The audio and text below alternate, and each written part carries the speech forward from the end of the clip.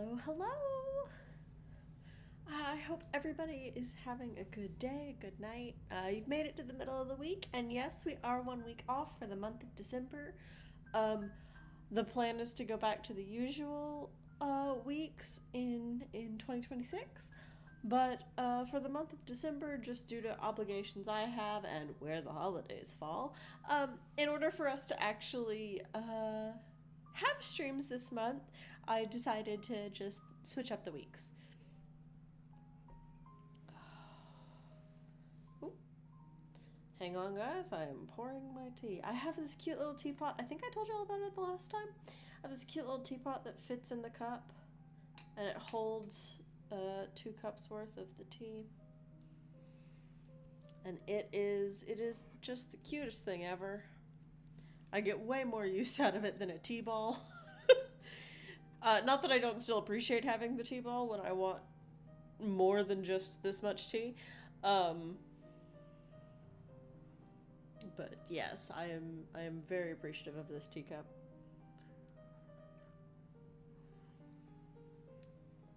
Although this is decaf tea, not that it seems to matter. Whenever I stream, I always end up yawning.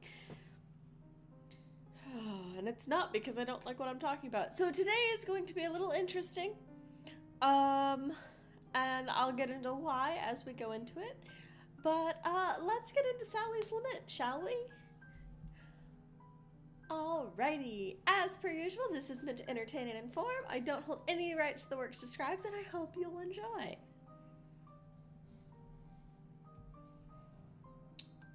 There we go. So this is Sally's Lament, A Twisted Tale by Mari Mancusi.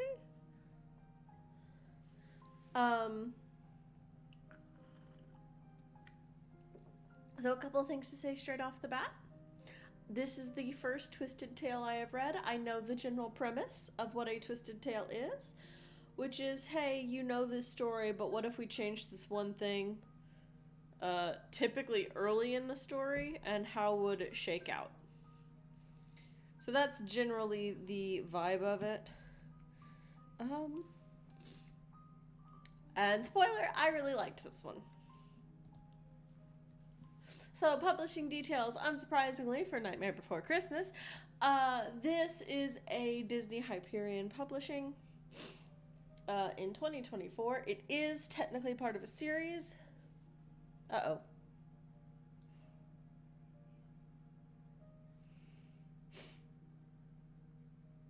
Hang on, I'm gonna mute so y'all don't get deafened.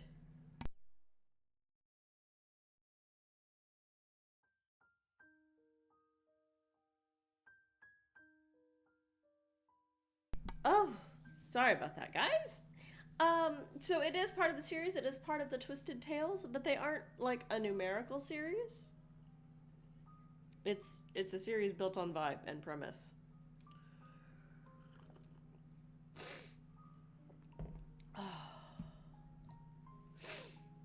So this is your original cover. There is, as far as I can see, there's one variant, and it just changes the color of the light in the background. So your illustrator is Jim Tierney. He lives in Pennsylvania and was a book designer in New York for 9 years, before going back to Pennsylvania. He did the original cover for Hotel Magnifique. The reason this is on this list is I thought I talked about Hotel Magnifique, and then I went looking through all of my slideshows I've done and realized I haven't done one for Hotel Magnifique, which means I probably read that right before I started streaming. But the original cover has like peacock feathers and is just gorgeous. So this is where I knew this illustrator from. Then I went and looked up his other covers, and he's done various variant covers for Stephen King, Terry Pratchett, Frank Herbert, so all your Dunes, and then Ernest Hemingway. He's done some that are just like for a single novel. He's done some that are for collections. He's kind of done a little bit of everything. And across genres. He does have a very good website, so you can go check out his website. And then, speaking of people who have a good website, Mari Mancusi is the author. She is the New York Times bestselling author of more than 30 sci-fi fantasy books for kids, teens, and adults. I will put a small nitpick out there. Her website shows like 9 books. I don't know if some of them are series. I didn't click on all of them, but I went to like the book section and there were like 9?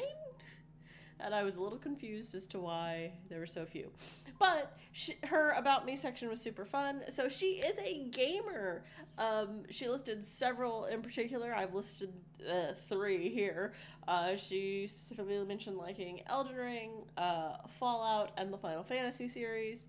I think she also said WoW. So not only is she a gamer, she also plays MMOs. She also cosplays. So I found all of that really fun. And then she has written multiple Disney books.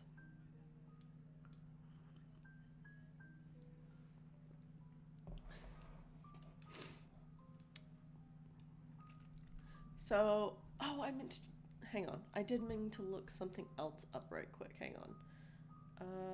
If I go here.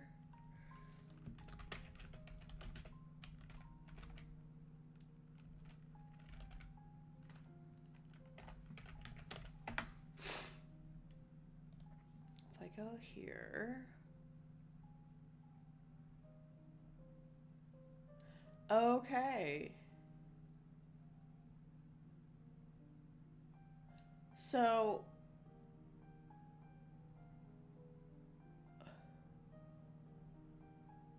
wait a minute. This isn't listed on what? Sorry, I just went to the Twisted Tales page right quick to double check something. Namely...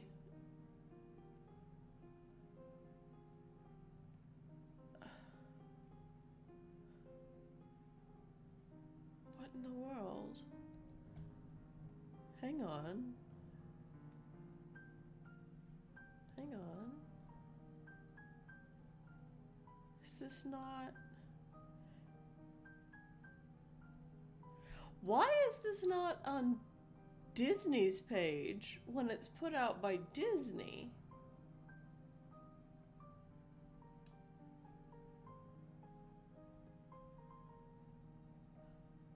Hang on, guys. Are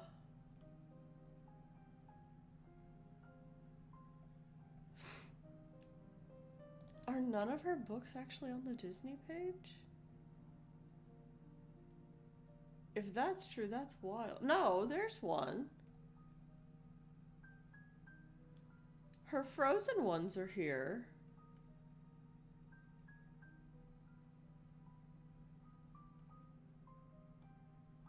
But this one isn't. Okay, that's weird.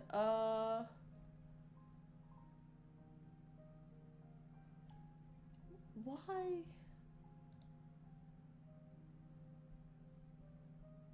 Okay, I didn't expect that.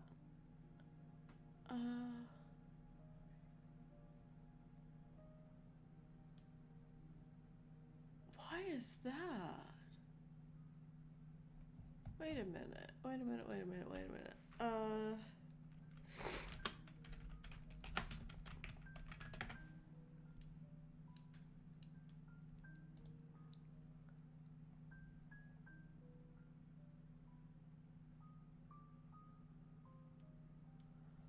Huh.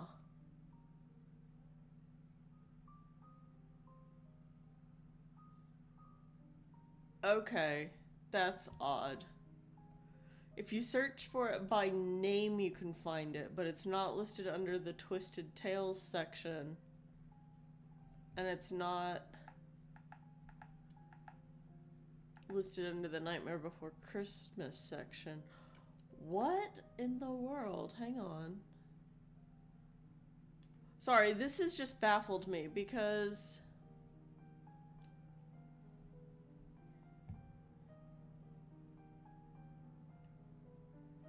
Okay, so there's... Because she wrote 3 Twisted Tales, but... according to her page, 2 of them aren't in the US.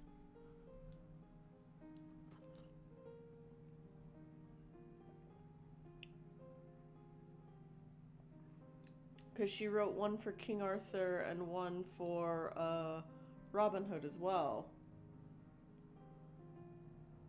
But I'm trying to figure out why.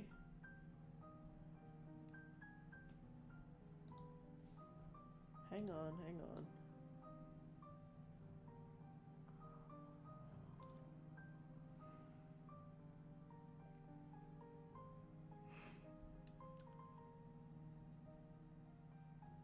Why aren't these in the US?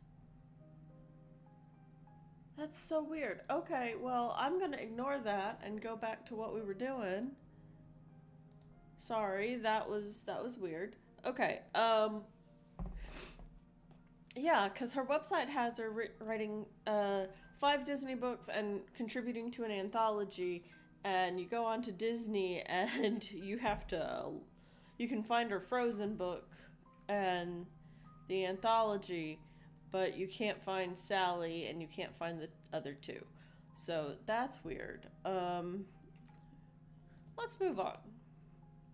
So what do you need to know about Sally's Lament? It's a spooky book-ish.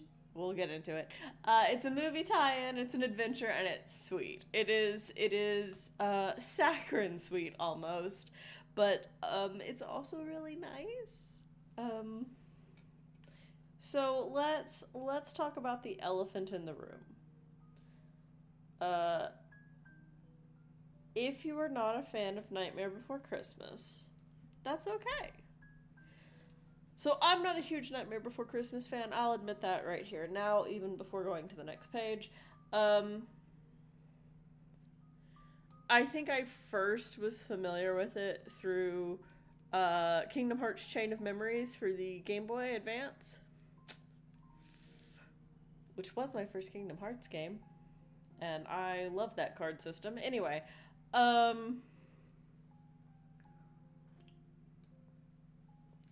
was my first time actually interacting with any of the characters. And then I've actually seen the movie more recently, but I've only seen it once, and it was fine. I understand there are people who dearly, dearly love it, and I understand that. It is not dear to me. The reason I say that is because I know that the characters act a little differently than they do in the movie. Mostly because they act a little differently than they do in the game. But I really like them. So, let's get into this. So your main character and your POV character is Sally from Nightmare Before Christmas. However, like all the Twisted Tales, it's an alternate telling. I'm going to say this up front. The thing on the tag on the cover is "What if Sally discovered Christmas Town?" Sally isn't Jack. I feel the need to say that because I think I've told y'all before that I don't read reviews before I read these books. I usually find reviews when I'm putting together these PowerPoints because Goodreads is the first place I can find an alternate cover, and then if I can go find the illustrator for that, I'll include it. And sometimes I'm just like, hey, what did they think of this? And oh boy, reviews were either overwhelmingly positive or very bad for this one. But I feel the need to state right off the bat that Jack and Sally are not the same person, and how they would react to being thrown down the rabbit hole into another town is vastly different for the two of them. So, we got that out of the way? Good. Good. So, spooky. Technically spooky. This is the very definition of fun spooky, though. It's very campy and in line from what you'd expect from the movie or like Kingdom Hearts. Uh, Being in Christmas Town, the reactions to anything spooky are more extreme. But it's all in line with like the different expectation. No one expects Christmas to be scary type thing. Um, I will admit that I didn't enjoy the book until we got to Christmas Town. I found the beginning of the book very, very dull because and my friend told me I'm wrong about this, but I don't care. Because I felt like they were trying to do an Addams Family where sometimes dreadful meant bad and sometimes dreadful meant good, and oh, that's terrible, darling, being a good thing actually and not a bad thing. And it felt inconsistent when they were in Halloween Town. And once we got to Christmas Town, that basically dropped, and bad was bad and good was good. And I'm like, fantastic. I don't have to do mental gymnastics. Like, it's not hard mental gymnastics, but it's just enough to take you out of it and make it less enjoyable. So yes, once we got the ragdoll into Christmas Town, I loved watching Sally basically try to blend in, but still having her internal monologue going was really sweet. So movie tie-in. Jack, Sally, Zero, and the rest of Halloween Town are recognizable to their movie counterparts, including things I didn't remember from the movie, but my friend assures me they were there. I'm not a huge Night Before Christmas buff, so things like Sally having premonitions, I didn't remember that. My friend swears that's in the movie. I believe her. She likes Nightmare Before Christmas a lot more than I do.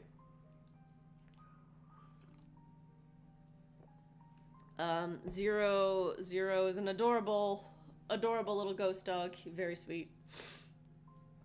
And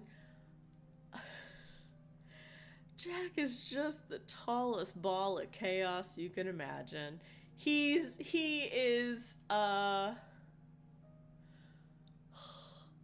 he's a terrier basically, in that he wants to go off and do a thing, but also when Sally's like, no, we need to do this other thing, he's like, oh, okay, we can do the other thing. But I really want to do very much a squirrel, but also Sally can reel him in. It's super cute. If you like Jack and Sally as a couple, oh boy, is this a super sweet book for that. The plot is pretty straightforward, but that's not a bad thing. I'm tired of everybody thinking plots have to be tied up in knots to be good. It's like there's nothing wrong with a straight line. Like a well-told straight line is better than a convoluted plot, in my opinion. And that's with me knowing that one of my book recommendations on this list, most people would find convoluted.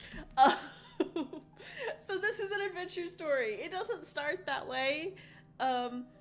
It doesn't start as an adventure. But once Jack gets involved, that's kind of how it turns into.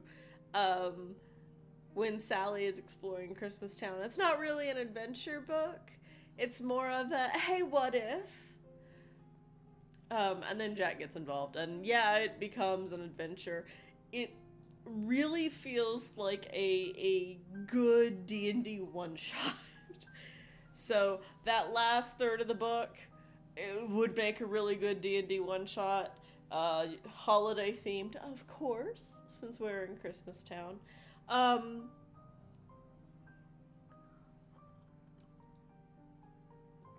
will say, some things this book does with land kind of makes me wonder what's around the towns, but I'm not invested enough, in Nightmare Before Christmas for me to really care.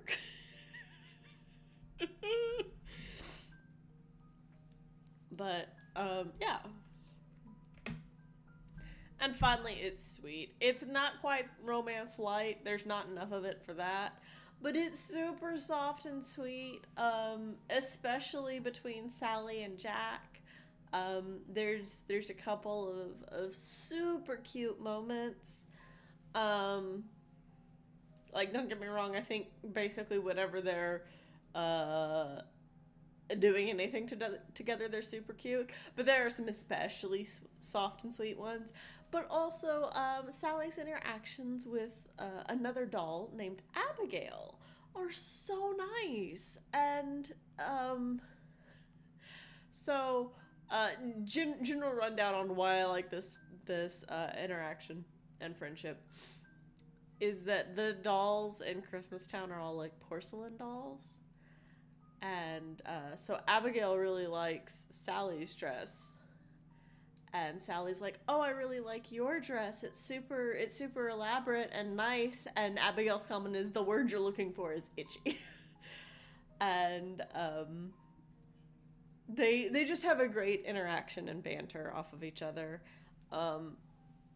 And seeing how Sally reacts to someone who really just likes her is so nice.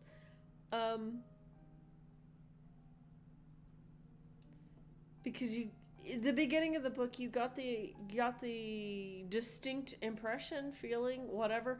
Allow me to show my very little knowledge of Nightmare Before Christmas. Very sorry. That because she was never allowed out of the labs, no one in Halloween Town actually knows her. And therefore no one likes her because they don't know who she is.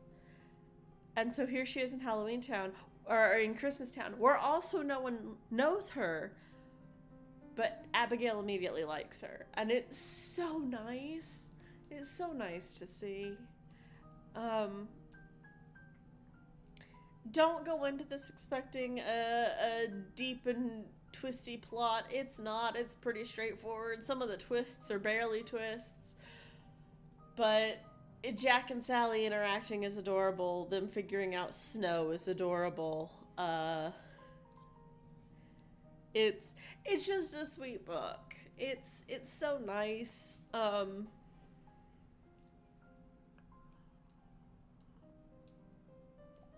It's kind of,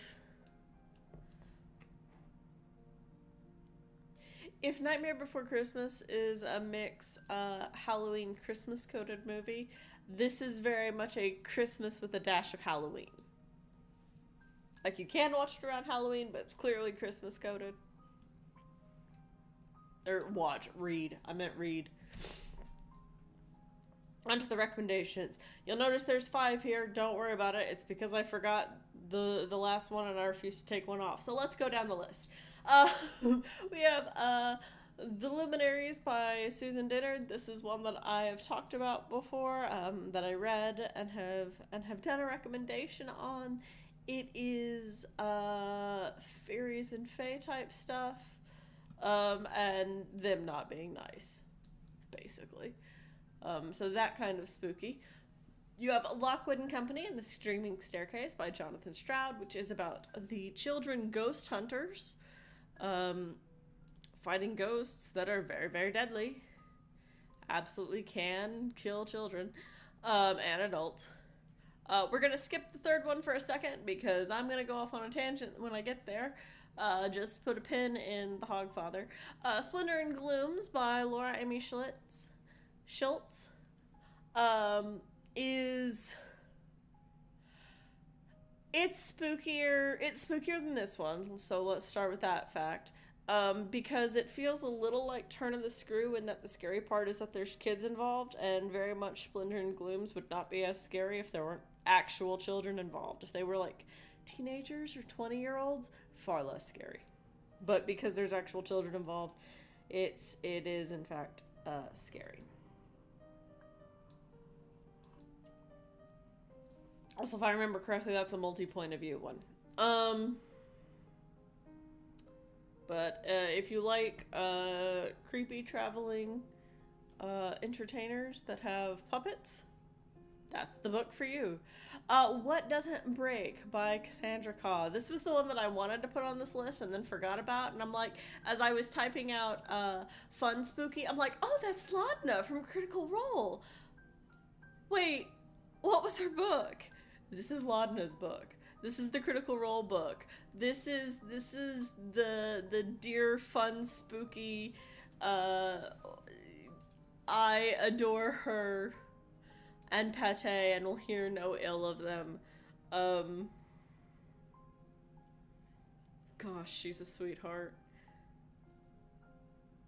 And I'll stand by that. Laudna is great. I adore her. Problems and all. And so the last on this list, and the one that I'm going to affectionately call convoluted, is The Hogfather by Terry Pratchett. So, how do I explain The Hogfather? The Hogfather takes place on Discworld.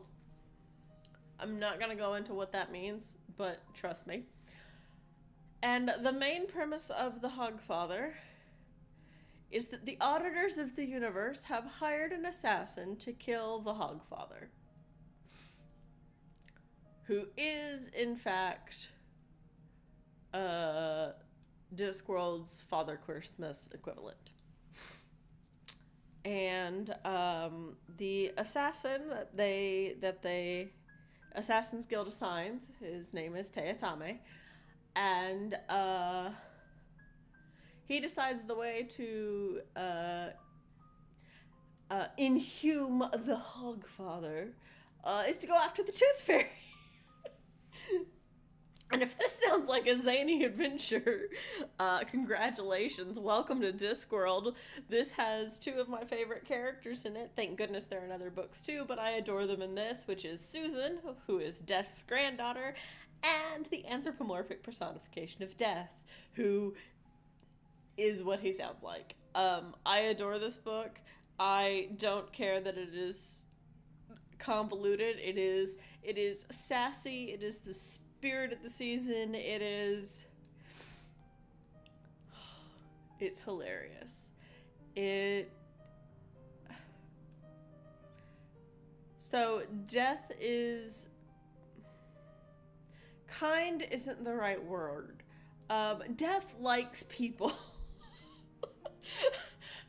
So Death likes people, and he knows the names of the people who die, and he cares about people. He also likes cats. So whenever Death is in a Discworld book, it's a good day. He's a main character in this book because he takes over the role of the Hogfather. I'm not going to explain that anymore, but he takes over the role of the Hogfather. But he also has his duties as Death, so he's playing double duty. And, and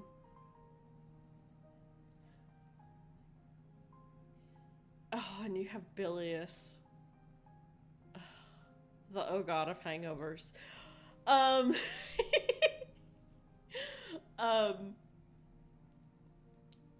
But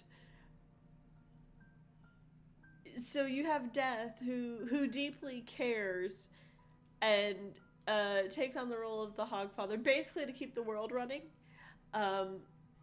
Without spoiling major plot points, I can say he takes it over to keep the world running. And then you have his granddaughter, who is just the best. Governess? I think she's a governess in this one. And her thing is she has to go stop the assassin. That's her role in this narrative. And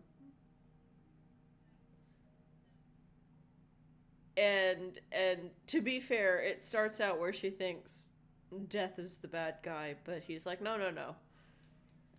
Go find whoever's actually causing this problem. And it's so good. Death and Susan, absolutely my favorite characters in all of Discworld. Also, Quoth and Death of Rats are in it, so always a good time when we get a whole bunch of the Death Gang together. Remember how I said straightforward plots are great and you don't need convoluted plots? Yeah, you need Terry Pratchett. Because as much as this sounds like a fever dream that I'm describing at you, I promise it is a wonderful, wonderful story. He tells it much better than this attempt to not spoil it all synopsis. Please read The Hogfather. It is spooky, mostly because of death and the Auditors of the Universe. But it's also such a Christmas story. I do frequently recommend it to people. This could technically have gone in the next one because there's a movie tie-in. There's a made-for-TV movie that's really long that I highly recommend watching. And whenever I recommend it to people, they always assume it's a pun on The Godfather. And I'm like, no, it's Father Christmas. It's a Christmas story. Oh, and you meet the wizards in the Unseen University. Go read the book, go watch the movie. Either or both. Like, it's not quite an annual tradition for me at this point, but I adore watching The Hogfather. It's a good time. So recommendations for the movie tie-in. Just assume The Hogfather is also on this list. We're gonna start with the low ball, which is Howl's Moving Castle by Diana Wynne Jones. If you haven't seen the movie, this is a Studio Ghibli film. It's wonderful and adorable, and if you watch it in English, it has, Christian Bale as Howl and Billy Crystal as Calcifer. The book is primarily from Sophie's perspective, and man, she's a Spitfire, and the book and the movie are similar but not identical, and I greatly appreciate them both for what they are. Nicholas St. North and the Battle for the Nightmare King by William Joyce. Your movie tie-in here is Rise of the Guardians, and the caveat is the book takes place long before that movie.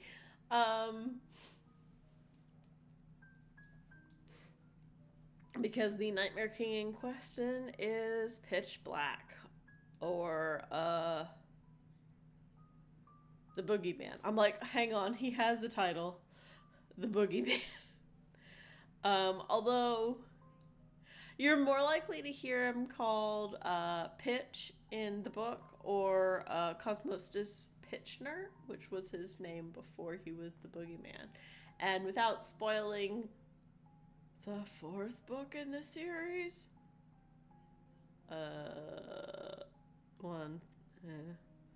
Christmas, Easter, Tooth Fairy. Yeah, the fourth book in the series. That's where I'm gonna leave that. It's really good. It is very much a children's book, but it's got really fun pictures in it. And I know that sounds like such oh, but this book has pictures. No, really, the art is great in these. You should check them out. They're fun. Also, William Joyce did Roly Poly Oly, I think. Let me double check that. Let's not make a liar out of me. Who did Roly Poly?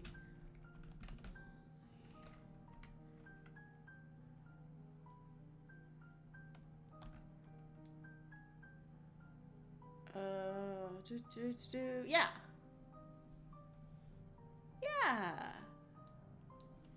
He also did Meet the Robinsons.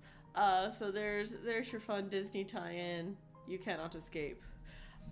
Next in line is Ella Enchanted. Yeah, technically there's a movie tie-in. I don't recommend it, but I do recommend the book. That's the only reason it's here. Ella Enchanted is a retelling of Cinderella. Gosh, I love this book. It's a retelling of Cinderella where the first twist, let me put it that way, is that Ella is blessed with obedience. which means if she's given a direct command, she has to do it. Thanks, fairies. So there's where you're starting with, and yeah, it's a retelling of Cinderella. It's really good.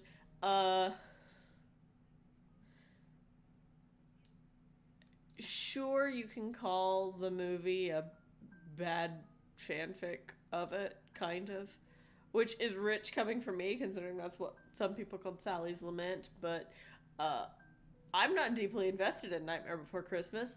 I am deeply invested in Ella Enchanted, so bias.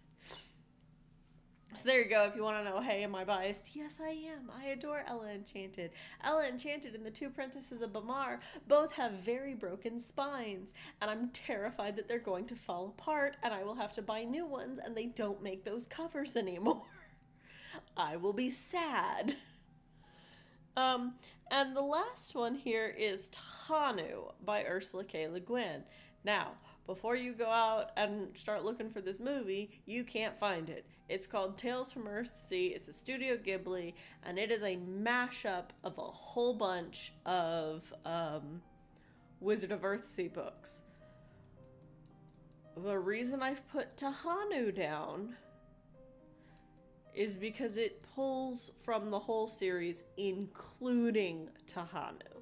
So if you watch the movie, you're going to get spoiled for some of the first book and all the way through some of the last book. Also start at the beginning. A Wizard of Earthsea. Go. We love our dumb wizards who have to learn.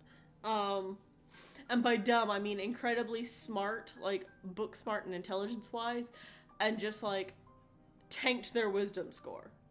It gets better, but oh boy, this first book, our very smart boy is also very dumb.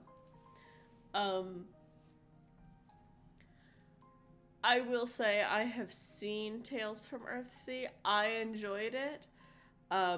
I also have struggled with reading Tahanu. Not the others. Love the Tombs of Aten, but Tahanu was a rough read for me. Also, Ursula K. Le Guin. Actually, I think this is my trifecta of child reading level authors, because it's Diana Wynne Jones, Gail Carson Levine, and Ursula K. Le Guin. Not in that order. If we're going books written for the youngest age to the oldest, it's Gail Carson Levine, Diana Wynne Jones, and Ursula K. Le Guin. However, Ursula K. Le Guin can absolutely respect that children are not... this is going to sound weird. Children are not adults, but children can comprehend more if you expect more of them. So, I am going to use Beauty and the Beast as an example here. Beauty and the Beast, in the song Gaston, there is a line, "I'm especially good at expectorating." If you don't know what that word means as a kid, you either A, use context clues, B, ask an adult, or C, look it up. If you can't spell, you ask an adult to spell it, and hopefully they'll tell you how to spell it. But Disney didn't dumb the word down just because it was in a kid's movie. Le Guin is like that. She will not dumb the world down because you are a kid. She may change how she describes things. So,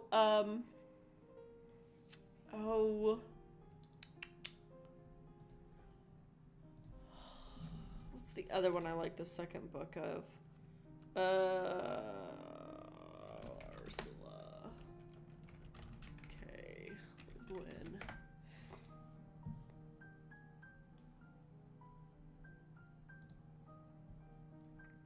Where is your Just give me your books. Written works, please and thank you. Bibliography. Wizard of Earthsea, Tahanu, blah blah blah.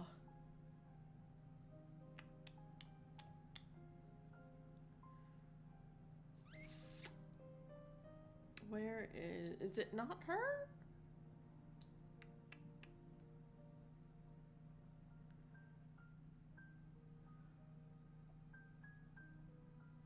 Hang on. I mean cat wings, but that's not what I'm thinking of. Hang on.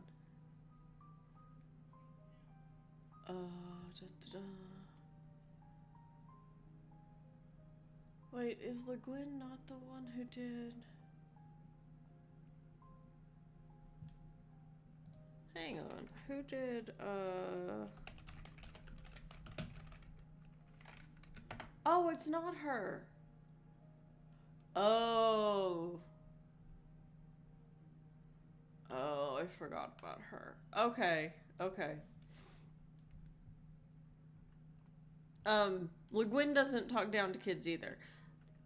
Although, Cat Wings, which is an easy reader, highly recommend that one. It's really complicated. It's about cats who have wings. If you play D&D, it's a Tressum. It's about Tressum that live in the modern world, or well, at the time, modern world. At the time it was published, modern world. It's great. Sorry, there is a fourth woman missing off of this list. And it's Madeleine L'Engle. Oh, I guess she does have movie tie-ins too.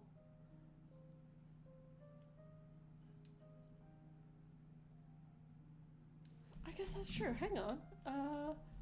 Oh, I'd have to... So Madeleine L'Engle, A Wrinkle in Time. Put her on here too. A Wrinkle in Time is the first book in the series. I like the second. Can Charles get annoying? Yes. Does it explain what a tesseract is? Yes. You know what a tesseract is? It's a wrinkle in time. It's a shortcut between point A and point B. And the way they explain it is by an ant crawling across a skirt. And instead of having to crawl the whole length of the skirt, you fold the skirt and the ant can crawl from point A to point B much faster, and then when you unfold it, he's at point B. It's a great explanation of this thing.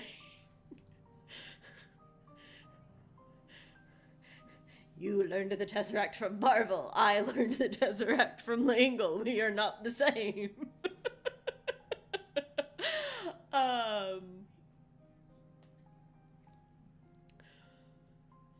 Yeah, so that is this one. Read Sally's Lament. It's a good time. It's just a whole bunch of softness and Jack and Sally being sweet, and a little bit of adventure sprinkled in, and a little bit of Jack being dumb. But I feel like that's par for the course. It was in the video games. If it wasn't in the movie, I'm sorry. In the video games, Jack was kind of dumb. Yeah. So, the book I was going to try to do for next time, I'm not going to be able to read that. So I'm going to pick out something else.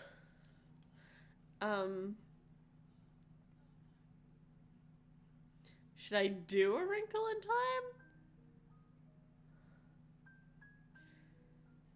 So the thing about A Wrinkle in Time, I like those books. They are a bit of a weird blend of fantasy and sci-fi with a heavy emphasis on the sci-fi for me. And I am not a huge sci-fi buff, which is why when I read The Dragon Riders of Pern, once we start involving the more sci-fi elements to Pern, I care less. Give me back the dragons, please. But I do have a couple of options. It just won't be the one I thought I was going to be doing, because that one is a slog. So So yeah, I hope you all have had a good time. I hope nobody was surprised by the change of the date. And then not next week, which would be our regular week, but the week after, that will be the next book. So I hope all of you have a good time, and I will see you next time. Bye!